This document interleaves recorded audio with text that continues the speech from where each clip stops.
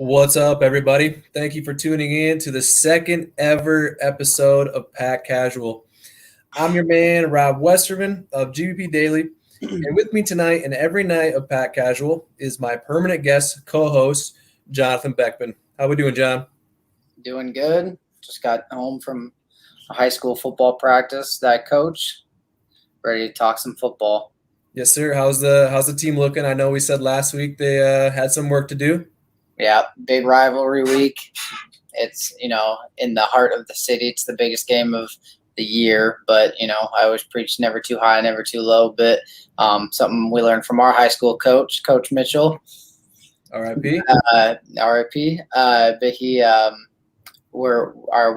I think we're ready. We got a lot of upperclassmen that are ready for the big moment. But you never know. When those lights turn on, you get different players. Yes, sir. This Friday? It is Friday, 7 o'clock. Good luck, sir. I might have to swing by and see what the hype's all about. I know you're calling plays. We touched on that last week.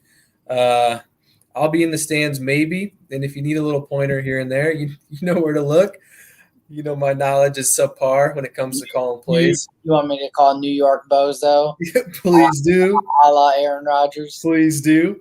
So before we get into anything today, I want to give a shout out to our sponsor who made this show possible. Man Cave Collections, from the greats of the past to the shining stars currently dominating their sport.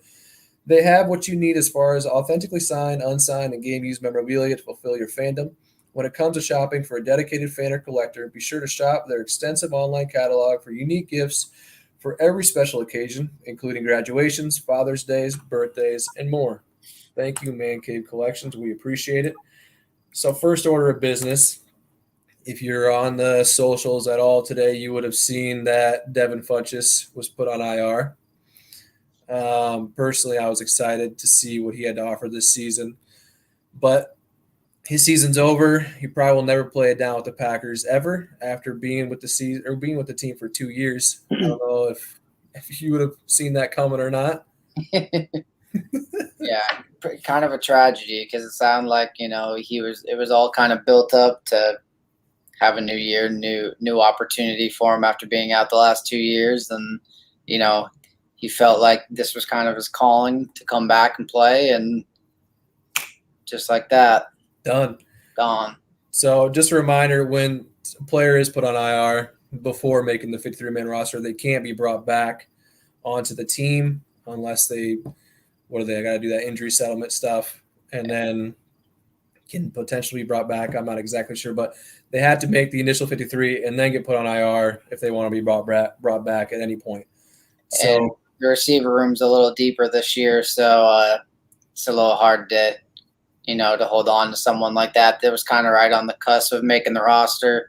So with a little bit deeper room than we've had in the last few years, It's just a tragedy. I thought he could be kind of one of those guys, get 30 catches, 20, 25, make a few impact plays. Touchdowns. He's a mismatch guy, but unfortunately, we won't ever see it happen. Lost him to injuries. I won't ever see it happen either because I can't imagine seeing him, back next year. No, neither do I. I believe he hurt his hamstring last Wednesday during the joint practice with the Jets, is from what I saw. I don't know if that's the initial injury or if he's out for any other different reason, but yeah, he had a great first game in the preseason. He had a great family night. The game against the Texans, he had 6 catches, 70 yards. It looked like he was just dominating.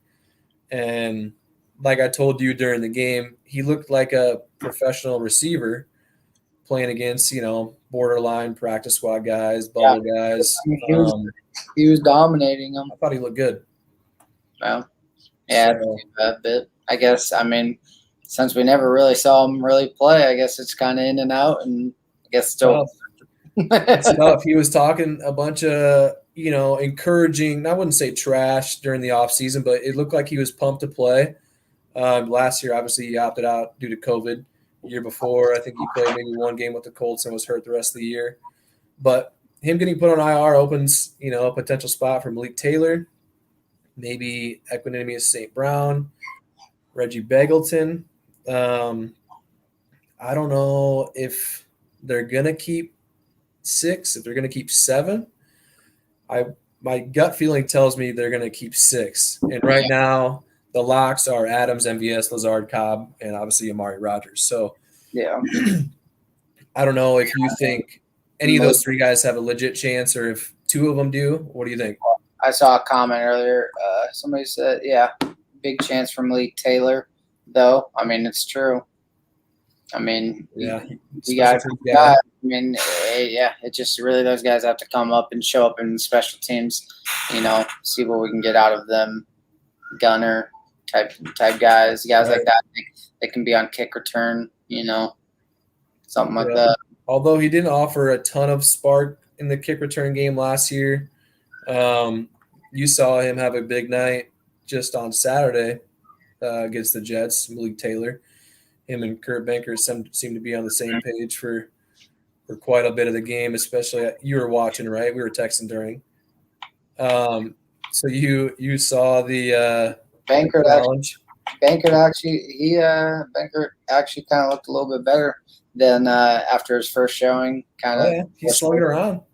But yeah, it was nice to see. I think we're all kind of excited to see a little bit of Jordan Love. See what happens. Just to see what's going on. As much as I am excited to see him, I hope this is the last we see of him until next year. 3 years. Exactly. That's kind of what I was maybe thinking of saying. But hey, hey, it is what it is. Because if we see him at all this season, that means something's going on with Rodgers, whether it's injury or something else. So, yeah, hopefully this Saturday is the last we see of him. Obviously, this last Saturday's game wasn't too crazy interesting. I mean, I enjoyed watching it probably more than most just because I'm watching some certain things here and there, but wasn't the most entertaining game. Another loss, which obviously doesn't matter. No, it doesn't matter, but you still I'd like to see the offensive line, Yeah, they played better this second game, but the offensive line pipe up because there's spots to be fought for. Yep. Special teams was, again, I hate to touch on that again, but it just seems at this point every week there's something that goes wrong, whether it's a 50-yard kick return, anything. It just seems that guys aren't staying in their lanes. I mean, I heard during the press conference that no matter who's in there playing special teams, you'd like the scheme and just how you run it to be the exact same. But as they said, these guys they're not going to be here in a week or two, and they're sitting 30 starters. But man, J.K. Scott with a 22 or 24-yard punt? Yeah, if I remember correctly. Yeah, it was disgusting. So that it just can't happen. So special teams, it seems like they're going to be the same. Scott punting and Bradley. Sorry, losing my train of thought there. I saw someone walk in the background. Bradley snapping, Crosby kicking, and Scott punting, which at least you're keeping the chemistry there for kickoff or for extra points, field goals. That's really what's important because that's been the only mainstay these last few years is Mason Crosby nailing field goals, hitting almost all of his extra points. Royce Newman mullet. That's the one thing. So, Dylan, hey, thanks for the chat, man. On a scale of 10 to 10, how glorious is Royce Newman's mullet? It's a great question. I might have to go with a 12. I personally have seen it. You want to throw it up here, Johnny? Really? Anyone with a mullet in a football helmet, in my opinion, let's see what it shows up on. Is ready to roll.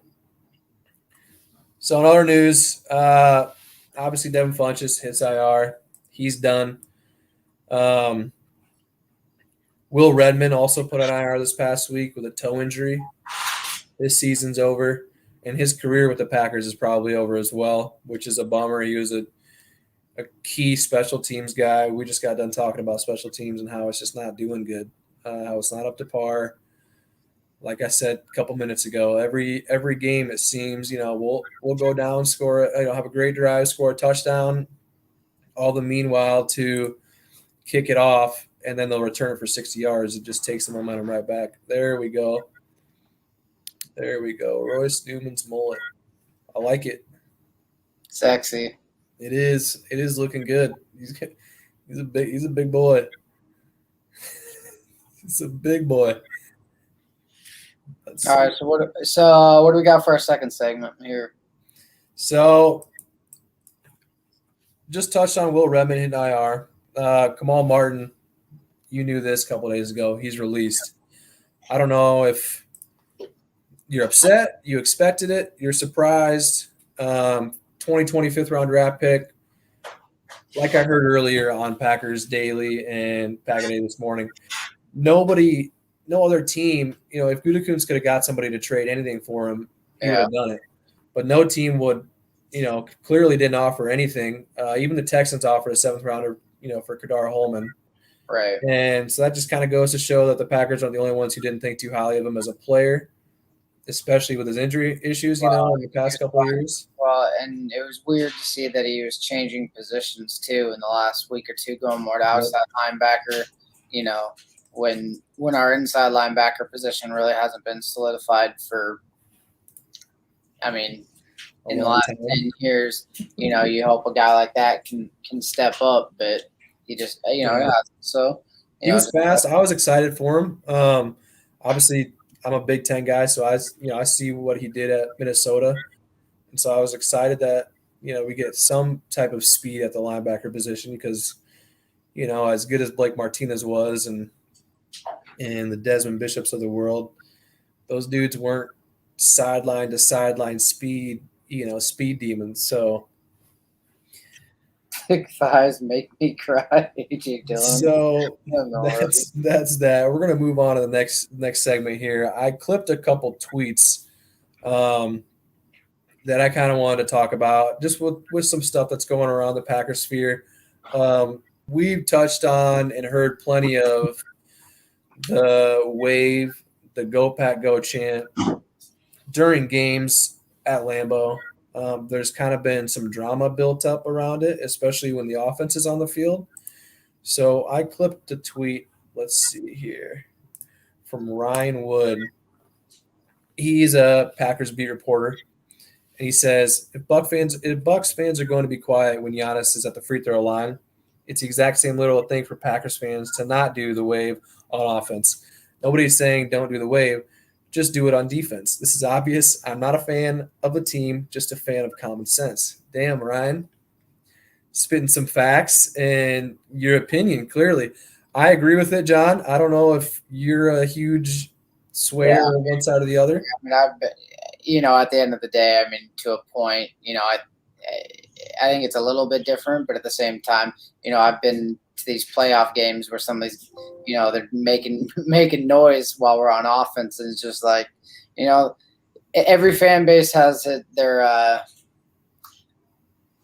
fans that are not very educated in knowing when to shut the hell up and what to say. And Green Bay is not exempt from that list. Completely agree. I know I'm a big Bucs fan, and during the playoff run this past year, in the championship run, in the championship, what do you want to call it? The championship feat, I guess you may say. My guy John, he claims he's a Kobe guy. That's cool. I respect that. Who isn't a Kobe guy? He's been on my case all playoffs about Giannis choking this, Giannis choking that. If we'd lose a playoff game, he'd be the first text I get from somebody.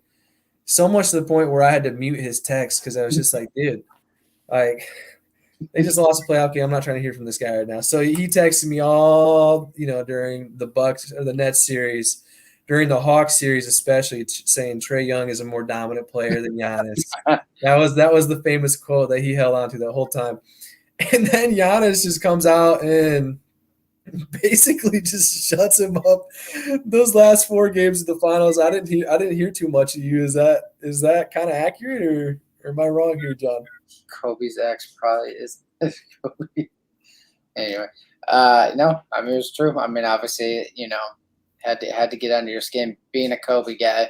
and a big Tiger Woods type guy. I'm a fan of the guys that rise to the occasion, and Giannis finally did it. So, Yes, sir. I respect but it. like Dylan said, hey, if 12 and coach are saying something, you listen to that. Yeah, and coach was talking about it. What was this, today or was it yesterday? I mean, it's been the last 2 years, kind of. Yeah, he harped on it recently, saying, if we're gonna have to get some players up on the big board, in which they've already done. I was at the game 2 years ago when like Zadarius would come on and do his shush to the crowd when they're on offense, and then there you see it, people doing the wave, people doing the go pack go chants when they're on offense, trying to just, I don't know. I enjoy the we saw, enthusiasm.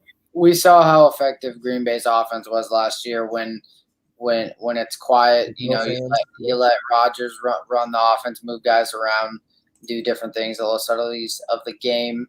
Um, makes it feel like just more of like a live practice where you can control more. Yep. Shut up.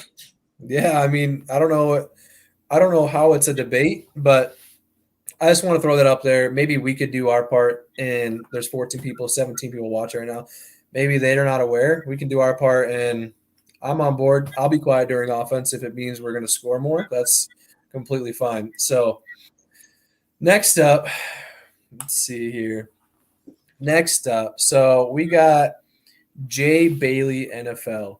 He says, just your weekly reminder not to refer to your favorite team as we or us. You don't play for them. What do you think of this, John, from a Packers perspective? Well, I guess it's not 1-1, but the way I kind of look at it too is, you know, as a high school football coach, there's a lot of alumni that come back, and I mean, I know it's a little bit different, but at the end of the day, it's always kind of a program within a high school. And I look at it the same thing. If you're a diehard fan, I mean, I would say that most of the players would, you got to include us because without the fans the game's nothing, right? So Yep. I think it is a we thing because Green Bay wouldn't have its mystique if it wasn't for what Lambeau Field has created itself to be, and that's because of the fans and the experience of that. It's not just because of one owner or one player. It's Right. that when Rodgers is gone, Lambeau Field's still gonna have its twang to it. Oh, yeah. Everybody wants to go see. It's not about one player. It's about Yep. the program. So I mean, for me, it's a we or us. Obviously, as being somebody that spent their money to buy a piece of paper and not really have a true ownership, but Right. support. I mean, that's kind of, I guess, my way of looking at it. No, I completely agree. I think that since the Packers are the only fan owned team in all sports, if any team had the right to say we, it would be us Packer fans. But for the rest of the teams who have a sole owner or a group of owners, I think fans can very well say we if they want to. I mean, you know what? I mean, because who gives a shit? Fans watch, they pay for apparel, they pay for tickets, they pay for stuff at the stadium, etc. If saying we makes them feel better, then who am I or anyone else to say that's wrong? I mean, just my 2 cents. Dylan says here, bullshit. I've been with this team since I was 4. Through thick and thin, it's us.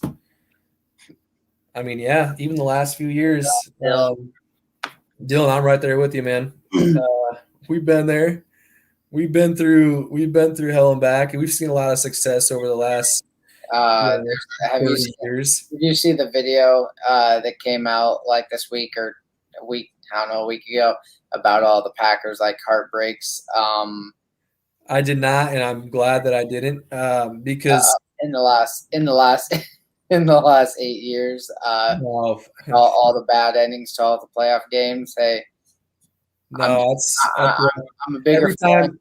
a Go bigger ahead. bigger fan now than I was 20 years ago, 10 years ago, and it just keeps growing. So Yeah, I don't know if that helps or doesn't, but yeah, I mean, you go from the Cardinals game in '09, Super Bowl win, and obviously 11 technically, it's 2010 season.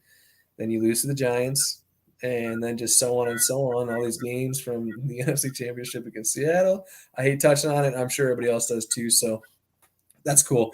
We'll move on. No need to harp on. Let's go here. So Slender's World. So this one I thought was kind of funny. I don't know. So let's just dive in here. So he said, "Hey, names three people, Cheesehead TV or Nagler GP Daily, just trying to get somebody to respond to him." He says, "I can't help but bring up the fact that everyone on the Packer offseason bandwagon would lean on Funches for Rodgers' weapon argument. So can we finally admit that drafting bad air weapons or none at all holds this offense back?" John, I'll let you take the field here. I wouldn't say that Funches has anything to do with the past, present, or future at this point. So Funches has never been anything to the Green Bay's offense. He was just a hope of depth. He was a band-aid Yeah.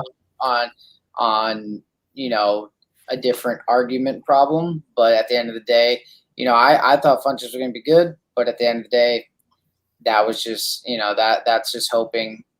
He wasn't brought in to be the guy or anything like that. He was brought in to bring some veteran presence and to see if he could compete for a spot on the team. He still wasn't guaranteed a spot on the 53. So at the end of the day, the Rodgers arguments weapon can it can go as much as you want. But I mean, when I think of Rodgers weapons argument, I think of more some of what some of the past years that's happened. I don't think it's going to be as big of a problem now. Because there are a lot. Green Bay has don't run one-on-one routes when we're relying on I mean, Green Bay has an extremely talented roster now. At this point, there's no reason that team should not get in that divisional playoff at least every year. With Rodgers and the players they have. So at the end of the day, the Funches thing, at the end of the day, I hate to say it, I like the guy, but he was a nobody for us. He's not even a topic. I saw him making the roster and, like you said, having 20, 30 catches, maybe a crucial third down catch here or there, maybe a touchdown, maybe, kind of maybe a fade in the corner if they were to go that route because he's just so big. But I saw him making the roster. I saw him having, maybe at least bringing the energy on the sideline. I kind of noticed that during the preseason games and while I was up at training camp. He just seemed like a dude that brought the energy. Even when he was injured, guys were harping and saying he was bringing the energy. But in a response to that tweet, Nick Boiler was Adams, MVS, Lazard, Cobb, Taylor, Rodgers, Tony, DeGuara, and running backs. It's almost like we had a terrible offensive season last year without Funches. Crazy, right? Well, Nick, you are correct and not crazy. Last year we had the number one offense. I'm not sure what Slender's World wanted more out of that side of the ball. I don't expect anything less this year. I think we're going to go number one again. Just my 2 cents. So. When I was saying that Green Bay is not exempt from having fans that are out of touch, this just might be one of those. It's just a comment that's I mean, it want to get attention. Trying to, maybe a side argument he has with his buddies. That's at this point, it was. I mean, it just was not anything. He never played a regular season game for Green Bay, so. Yeah, I get it. I never understood I get where people are coming from with the no weapon thing because we haven't selected a skill player in the first round in how many years.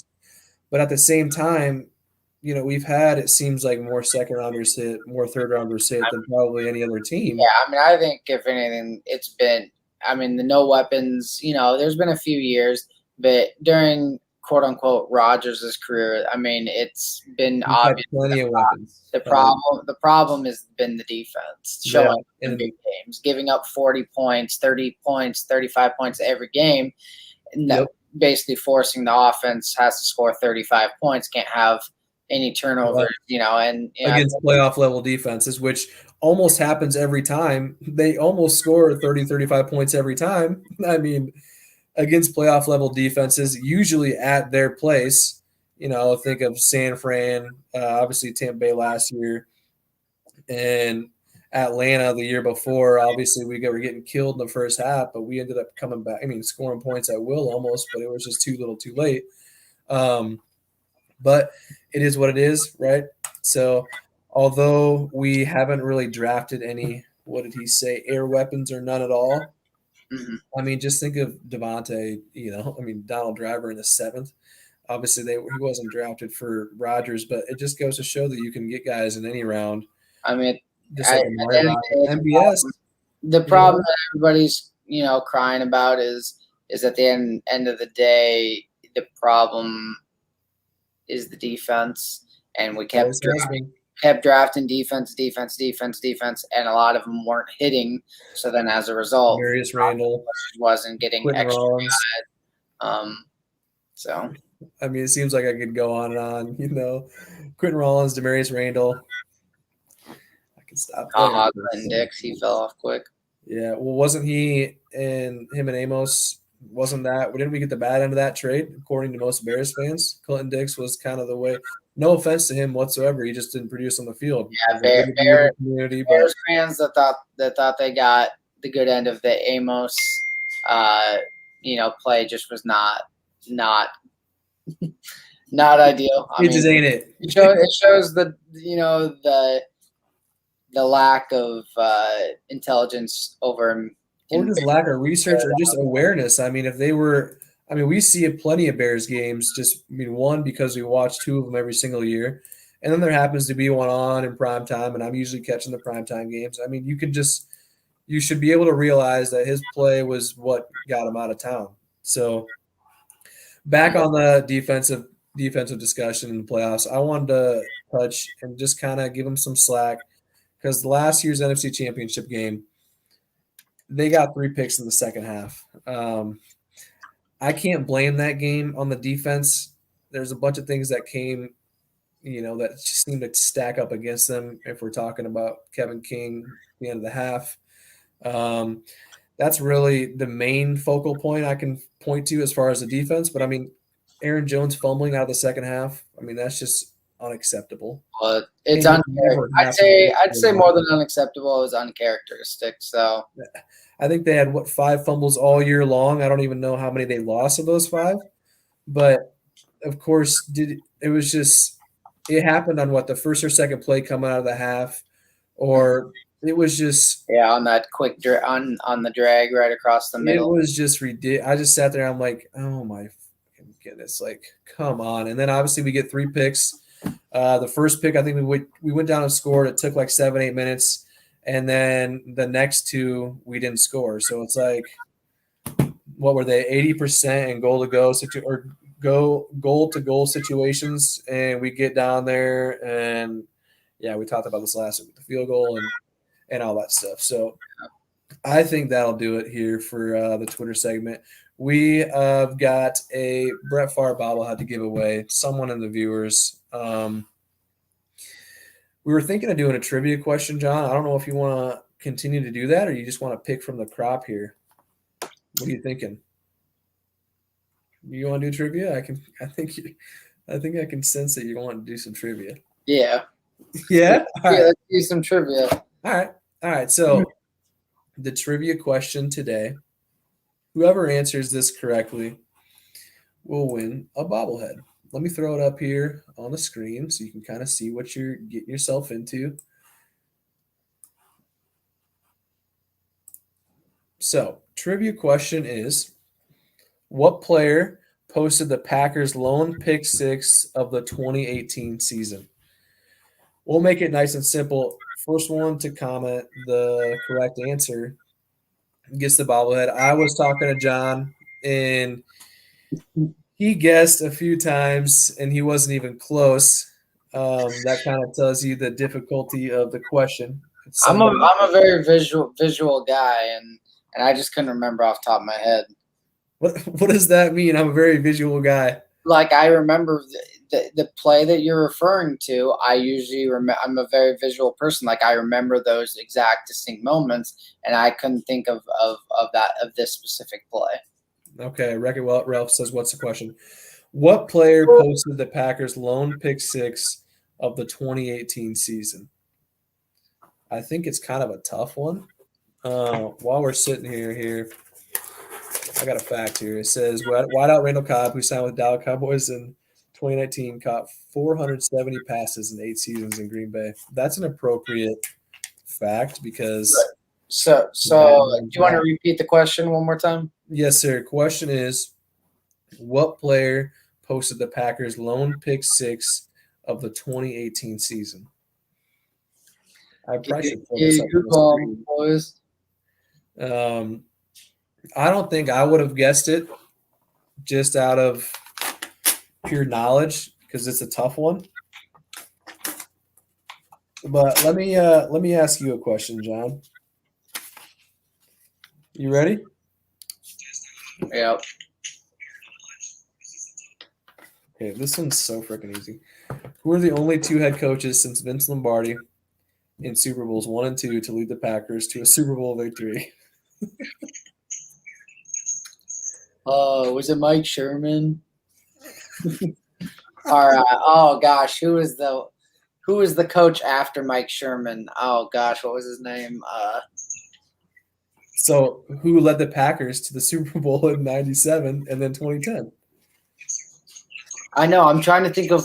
Well, I mean, I know the answer to the question. I'm trying to think of who was our one coach that we had for 1 year. I think it was after Mike Sherman. Oh my gosh, he was an African American. Ray Rhodes. Was it Ray Rhodes? Who was? Ahmad Carroll is incorrect, Joe. Ahmad Carroll. Ahmad Carroll was not the answer, Mr. Joe Hudson. What Abbey is that? That's Dr. Hudson right there. Oh, let's get it again. So, Holmgren Way. yes, sir. Yes, sir. Tramon Williams is incorrect. No. Tramon Williams is not correct. So let me ask the question again here. What player posted the Packers' lone pick six of the 2018 season? Come on, it ain't that difficult. It is though. It is. It's not a walk in the park, that's for sure. Retweet it and see if you can get some more guys in here to guess it. Amon Green, I don't think so. Amon Green. I don't think so, buddy. Let's throw up another one here, John. Let's see here. Yeah, get a new question in here. If it. What? Oh man, that's bad too. They got you thinking here. We need better efforts out of you, Wreck-It Ralph. I know. Come on. Okay. This one is a freaking wow. This one's tough. Out of what Big Ten school did the Packers select top 2019 draft pick Rashawn Gary? Sorry, what was that? Out of what Big Ten school did the Packers select top 2019 draft pick Rashawn Gary? All right, Wreck-It Ralph. Where's Rashawn Gary from? Where are we at, buddy? Where's Rashawn Gary from? Michigan next. Love it. Hey, just from a pure effort standpoint, Wreck-It Ralph, we're gonna go ahead and give you the bobblehead, buddy. Thank you for tuning in. We appreciate it. One, you just want to head over to my Twitter page and DM us on GP Daily. We would appreciate it. The bobblehead is yours, Wreck-It Ralph. Thanks for tuning in. John, before we hop off, I'll give you a chance to say a few last words if you want to. Thank God it's football season. Yes, sir. We only got one more week. Next Wednesday. I'm excited. High school football game on Friday. Yes, Got college football starting up, NFL starting up. So my wife loses me for a little extra time this next 4 months, but she's used to it after the last 12 years. Yes, sir. That just means a couple extra back rubs, The pick six answer, Wreck-It Ralph, was Rashard Breeland. Rashad Breeland, yep. So, like I was saying, I don't want you to cut me off. Your wife deserves a couple extra back rubs, a couple extra bouquets of flowers, and even like a date night or something. I know you do that often. Yeah, I still have that gift card to Montage from you. From what? Like 4 years ago? So, yeah, we keep talking about using it. We just haven't used it. Goodness sakes. So I know you're busy during football season. I appreciate the commitment coming on. Next Wednesday at 8:30, we'll be talking about the upcoming Saints game. Are you shitting me? Oh, buddy. Damn. It Looks is. like Jameis Winston and the boys down there are going to be trying to take it out. Jameis looked good last night. Yes, sir. I mean, he looked good. It was preseason. I don't care. He'll probably throw 3 picks. One to Zaire, one to Savage, and one to somebody on the defensive front. I'm going to go TJ Slayton. He probably won't get too many snaps, but I'm just feeling a Jair, Savage, 3-pick night, maybe a pick 6 in there. I don't know. It might be a little biased optimism from my part. But next week, don't forget this Saturday, preseason game against the Bills. Jordan Love probably play about a half, and that'll be the last we see of him this entire season. So next Wednesday, 8:30, me and my man John will be back to talk some real football, some real practice that week. The injuries will be, will Zadarius Smith be back? What's the Bakhtiari's progress? It's the real deal now. Is Kevin King going to be on the injury? Yeah. Is Kevin King going to be on the injury list? I would imagine so. What's the wide receiver room going to look like? I don't know. You just have to stay tuned next Wednesday, 8:30. For my man John and myself, Rob, I appreciate you guys tuning in. Thanks for viewing. We'll talk to you guys later. Thank you.